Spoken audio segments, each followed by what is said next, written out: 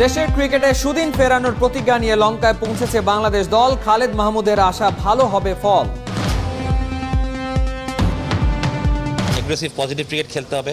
আমি যখন positive cricket কথা বলি, এগ্রেসিভ বলি, মানে আমার কাছে অ্যাটিটিউডটা খুব ইম্পর্টেন্ট। আমি দেখতে চাই যে বাংলাদেশ দলের ওই অ্যাটিটিউডটা। মাহমুদুল্লাহ রিয়াদের ইনজুরি, টেস্ট ক্রিকেট খেললে বাড়বে ঝুঁকি, মনে করেন বিসিবির চিকিৎসক দেবাশিস চৌধুরী। নিজের শরীরেও অনেক দিন ধরে খেলছে, ও নিজেই কিন্তু বোঝে ওর শরীরটার ব্যাপারে, তো কিছু কিছু সিদ্ধান্ত কিন্তু ওকে নিতে হবে। প্রথম শ্রেণীর ক্রিকেটে খেলতেই নাকি চায় না জাতীয় দলের ক্রিকেটাররা, খেলা যোগ শুনেছে তামিম ইকবালের ভাবনা।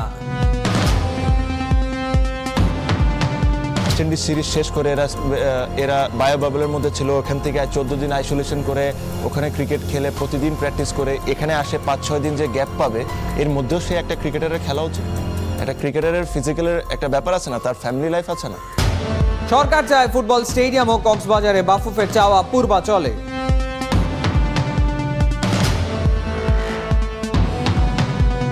বঙ্গবন্ধু জাতীয় স্টেডিয়াম এবং কমলাপুর স্টেডিয়ামের পাশাপাশি ঢাকাতেই সেটা পূর্বাচলে হতে পারে, বা এদিকে ঢাকার আশেপাশে একটা স্টেডিয়াম আসলে খুব বেশি দরকার। খেলাধুলার ব্যাপারে আন্তরিক বাংলাদেশ আনসার ও গ্রাম প্রতিরক্ষা বাহিনী। বাংলাদেশ গেমসে ওদের সাথে কেউ পারেনি।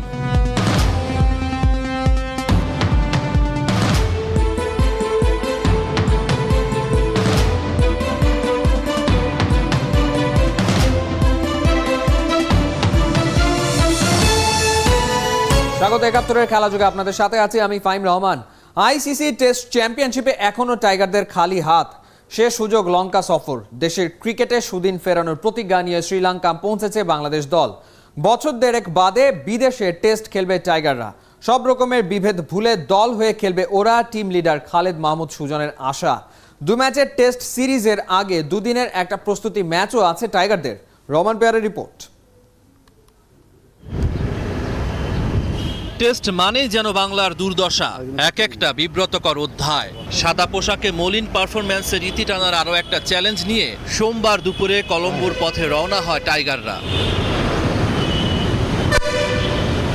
মহামারীকালে টাইগারদের দ্বিতীয় সফর, রয়েছে অনুশীলনে ঘাটতি। দলে বছর কয়েক আগের ফাইটিং স্পিরিট দেখতে চান কর্তারা। এগ্রেসিভ পজিটিভ ক্রিকেট খেলতে হবে। আমি যখন পজিটিভ ক্রিকেট কথা বলি, এগ্রেসিভ বলি, মানে আমার কাছে অ্যাটিটিউডটা খুব ইম্পর্টেন্ট। আমি দেখতে চাই যে বাংলাদেশ দলের ওই অ্যাটিটিউডটা, যে অ্যাটিটিউডটা আমি দেখে এসেছিলাম অনেক 2 বছর আগে, সেরকম অ্যাটিটিউড চাই। যে মাঠে ছেলেরা জান দিয়ে লড়াই করবে, চেষ্টা করবে। রেজাল্ট কী হবে এটা পরে দেখা যাবে, বাট আমরা ওই ফাইটটা যাতে করে রাখতে পারি। লঙ্কায় আইসিসি টেস্ট চ্যাম্পিয়নশিপের 2টো ম্যাচ খেলবে বাংলাদেশ। টেস্ট চ্যাম্পিয়নশিপে 5 ম্যাচ খেলে বাংলাদেশের পয়েন্ট 0। টাইগারদের লক্ষ্য কি?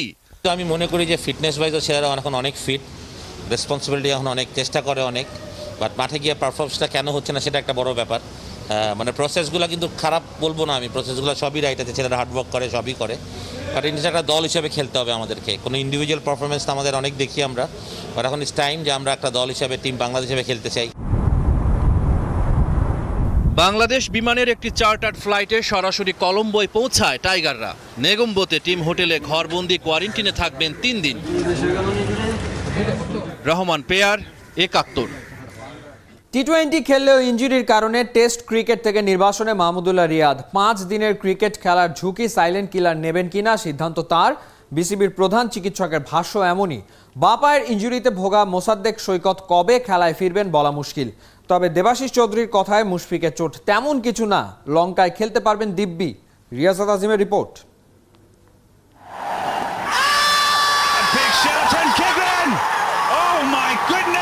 সাকিব আল হাসান উদযাপনে কিংবা 22 গজে প্রতিপক্ষকে আক্রমণে বাংলার poster boy.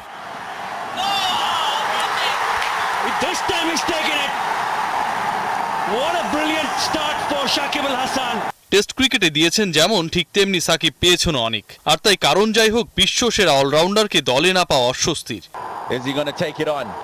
He rocks back and cracks it through the offside for 4, and what a wonderful 100 for Mamdullah. টেস্টে মুমিনুল হকের দলের অস্বস্তি আরও একজন বাড়িয়েছেন, মাহমুদুল্লাহ রিয়াদ। প্রজন্মের সেরা 5-এর মধ্যে সবচেয়ে আন্ডাররেটেড রিয়াদ, প্রয়োজনে ভয়ঙ্কর কার্যকর।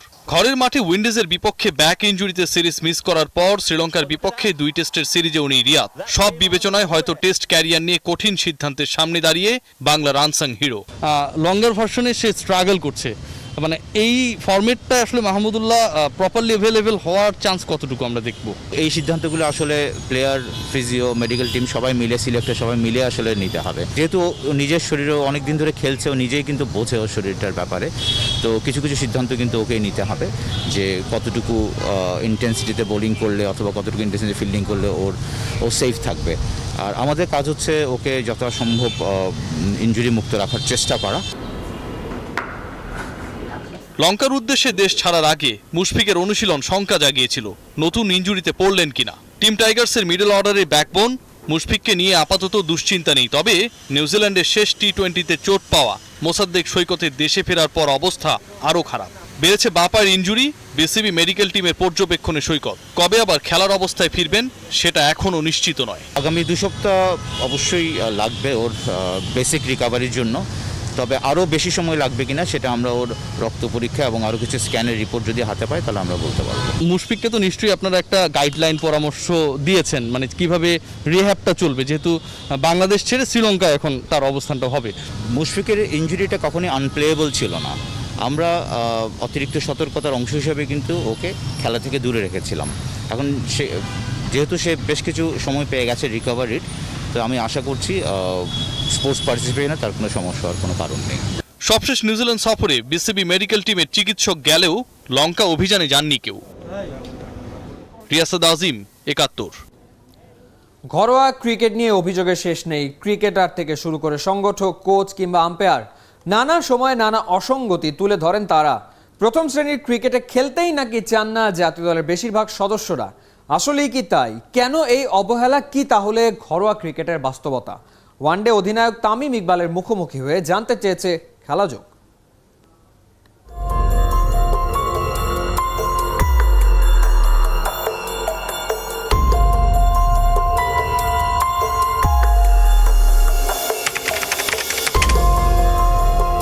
আমরা শুনেছি, আমাদের বোর্ড ডিরেক্টরদের কাছ থেকে শুনেছি, আমাদের ন্যাশনাল টিমের প্লেয়াররা লঙ্গার ভার্সন ক্রিকেট খেলতে চায় না।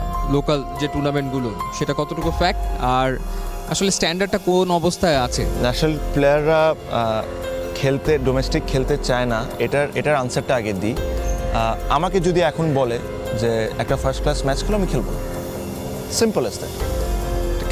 কেন খেলবো না? কারণ আমি 45 দিন নিউজিল্যান্ডে ছিলাম, আমি কন্টিনিউয়াসলি ক্রিকেটের উপর আছি। আমি এখন আসছি, আমি 7-8 দিনের গ্যাপ পাচ্ছি। এই 7-8 দিন আমার ফিজিক্যালের জন্য রেস্ট আর মেন্টালের জন্য রেস্ট পাওয়াটা it's very very important. I have played 15 years of cricket. I know what I need, what I don't need. হ্যাঁ, if there is enough time, I should definitely play first class. আমার যদি 6 দিন সময় থাকে, just because for the sake of playing, I will not play. I don't think anybody else would. কারণ do you want going to Sri Lanka 5 players injured? আপনার কাছে কি মনে হয় না যে ওয়েস্ট ইন্ডিজ সিরিজ শেষ করে এরা বায়ো বাবলের মধ্যে ছিল, ওখান থেকে 14 দিন আইসোলেশন করে ওখানে ক্রিকেট খেলে প্রতিদিন প্র্যাকটিস করে এখানে আসে 5-6 দিন যে গ্যাপ পাবে, এর মধ্যেও সে একটা ক্রিকেটারের খেলা উচিত। একটা ক্রিকেটারের ফিজিক্যালের একটা ব্যাপার আছে না, তার ফ্যামিলি লাইফ আছে না। তো কিছু সময় not playing is a good thing than playing. But এটাকে এভাবে করে দেখা, এরা ইম্পর্টেন্স দেয় না, এটা এই দেয় না, এটা সেই দেয় না, আমার কাছে মনে হয় না যে এটা সত্যি কথা। ফার্স্ট ক্লাস খেলা অবশ্যই ইম্পর্টেন্ট, বাট আপনার শিডিউলিংটা আপনার দেখতে হবে।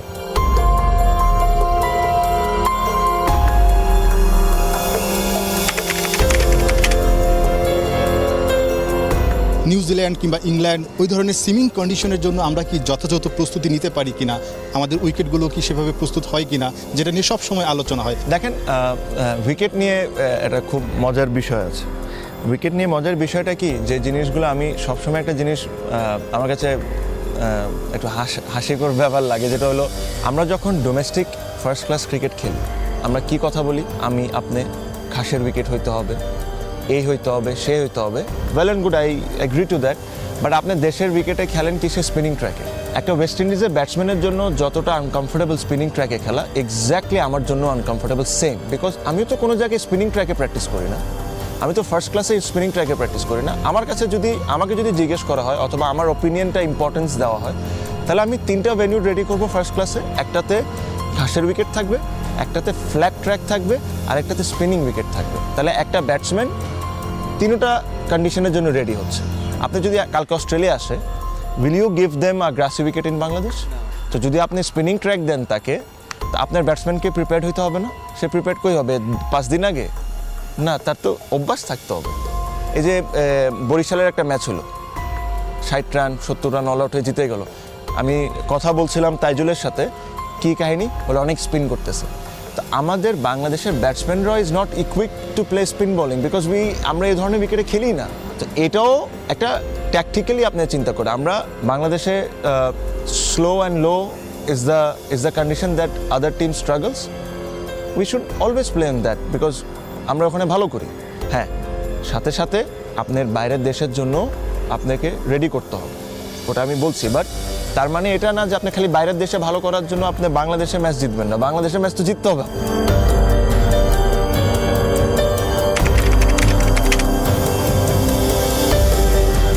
There are a lot of place to improve.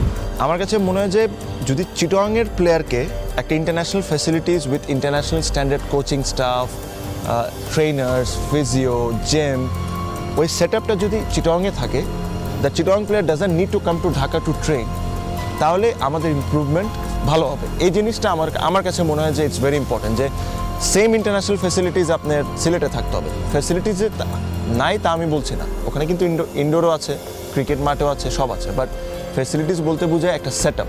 একটা জিনিস নিয়ে কনসেন্ট্রেট করে যে আমরা নতুন প্লেয়ার প্রডিউস করছি না, বাট আমাদের চিন্তা করা উচিত যে প্লেয়ারগুলো আমাদের আছে তাদের ডেভেলপমেন্টটা আরও কীভাবে ভালো হতে পারে, আমরা এদেরকে আরও কীভাবে করে ইমপ্রুভমেন্ট আনতে পারি। How do I make them a better cricketer, that should be hour focus rather than নতুন ছেলে। ভাই, অটোমেটিকলি নতুন ছেলেরা আসতেই থাকবে। But the most important thing is যারা আপনার কাছে আছে তাদেরকে আরও আপনি কেমনে বেটার করতে পারেন। আমরা এই জিনিসটার প্রতি আলোচনাও কম, কনসেন্ট্রেশনও কম, সব কিছু কম। Pipeline is not the only solution.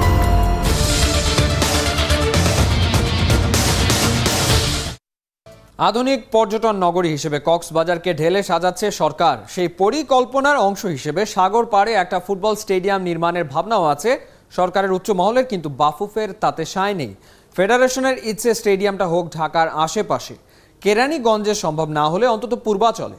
এতেশাম সবুজের রিপোর্ট। অপরূপ সুন্দর, মনোমুগ্ধকর স্টেডিয়াম হবে বাংলার অহংকার। সরকারের কাছ থেকে জমি নিয়ে নিজস্ব অর্থায়নে স্টেডিয়ামটি নির্মাণ করতে যাচ্ছে বাংলাদেশ ক্রিকেট বোর্ড।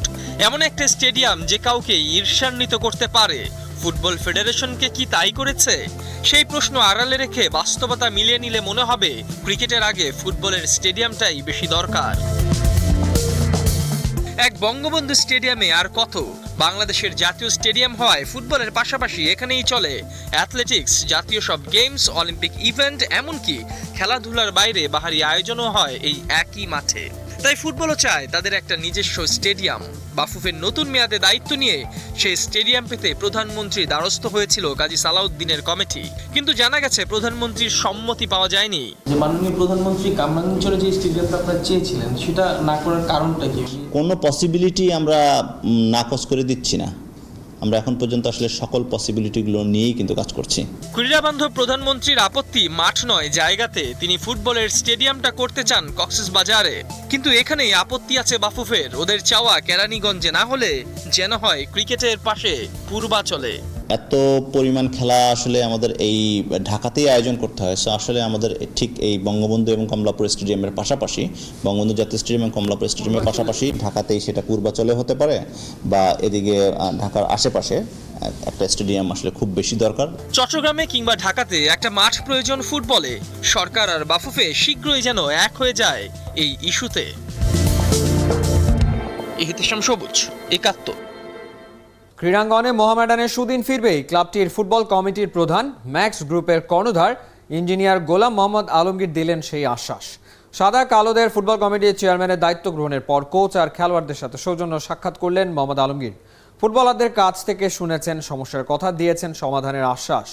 মোহাম্মদ আলমগীর জানালেন আগামী মৌসুমে শক্তিশালী দল গড়বে মোহামেডান। শীঘ্রই ঘোষণা করা হবে ফুটবলের অন্যান্য উপকমিটি। খোলামেলাভাবে মত বিনিময় করেছি, সেটার মাধ্যমে আমি একটা পরিষ্কার ধারণা পেলাম ফুটবল নিয়ে কিভাবে আমাকে আগায় যাইতে হবে। Will make a better team, যাতে আমরা 1 নম্বরের জন্য যুদ্ধ করতে পারি।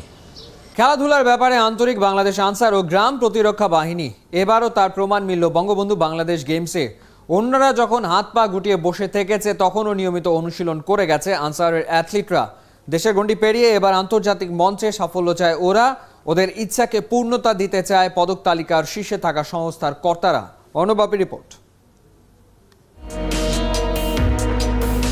সরাসরি অলিম্পিকে খেলার যোগ্যতা অর্জন করা রোমান সানা কিংবা স্বর্ণকন্যা মাবিয়া আক্তার সীমান্ত, বাংলার ক্রীড়াঙ্গনে এই দুই অ্যাথলিটের মূল্য অমূল্য। এদের খ্যাতির শিখরে ওঠার পথ তৈরি করে দিয়েছে বাংলাদেশ আনসার।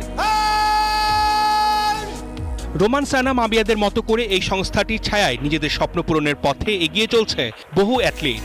বাংলাদেশ আনসার ও গ্রাম প্রতিরক্ষা বাহিনী রাষ্ট্রের গুরুত্বপূর্ণ কাজে ব্যস্ত থেকেও খেলাধুলাকে বরাবরই দিয়ে এসেছে সর্বোচ্চ গুরুত্ব। সবাইকে টেক্কা দিয়ে জাতীয় আসরগুলোতে জিতে নেয় সেরার খেতাব। এ নিয়ে টানা 5 বার বাংলাদেশ গেমসে ওরাই সেরা। সাফল্যটা এমনি এমনি আসেনি। সাফল্যের জন্য পরিকল্পনা থাকতে হয়, আগে টার্গেট থাকতে হয়, টার্গেট বাস্তবায়ন করার জন্য সুবিস্তৃত পরিকল্পনা থাকতে হয়। আমাদের সবই ছিল। আমাদের টার্গেট ছিল 4 বার আমরা চ্যাম্পিয়ন হয়েছি, আমরা যেন 5মবারও আমাদের চ্যাম্পিয়নশিপ হাতছাড়া না হয়। সবশেষ নেপাল এসএ গেমসে বাংলাদেশের অর্জন 19টা স্বর্ণপদকের মধ্যে 8টাই এনেছেন আনসার ও ভিডিপির খেলোয়াড়রা। শুরু থেকে সংস্থাটির লক্ষ্য খেলাধুলার মধ্য দিয়েই দেশের গৌরব অর্জন।